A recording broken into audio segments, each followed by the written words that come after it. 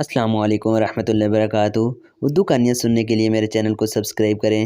یمن کا ایک بادشاہ اس کوشش میں تھا کہ وہ سخاوت میں حاتم سے بڑھ جائے۔ جب سال ہر سال کی کوششوں کے بعد بھی وہ ناکام رہا تو اس نے ایک شخص کو بلایا اور کہا کہ جاؤ اور حاتم کا سر کاٹ کے لاؤ۔ وہ شخص چل پڑا اور جب قبیلے کے قریب پہنچا تو اسے ایک شخص اپنے گھر لے گیا اور بے حد خاطر مدارت کی۔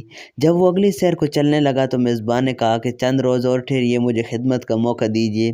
کہنے لگا کہ میں ایک نہایت ضروری کام پہ نکلا ہوں، رک نہیں سکتا۔ میزبان نے کہا اگر آپ مجھے اپنا کام بتا دیں تو میں آپ کی کچھ مدد کر سکوں۔ کہنے لگا کہ یمن کے بادشاہ نے حاتم کا سر مانگا ہے اور مجھ سے بے اندازہ دولت کا وعدہ کیا ہے۔ اگر آپ مجھے اس کا پتہ اور شکل کے بارے میں بتا سکے تو بڑی نوازش ہوگی۔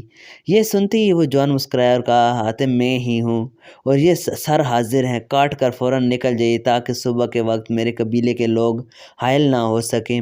اس پر وہ شخص حاتم کے پاؤں میں گر گیا، اس کے ہاتھ کو چوما، معافی مانگی، بغل گیر ہوا اور چل پڑا۔ جب یمن میں پہنچا تو بادشاہ نے ناکامی کی وجہ پوچھی تو اس نے ساری کہانی سنائی اور کہا کہ قتل کے ارادے سے تو میں گیا تھا لیکن بات الٹی پڑ گئی۔ اس کی نوازشات کے بوجھ سے میری کمر دوری ہو گئی ہے اور اس نے احسان اور فضل کی تلوار سے مجھے ذبح کر دیا ہے۔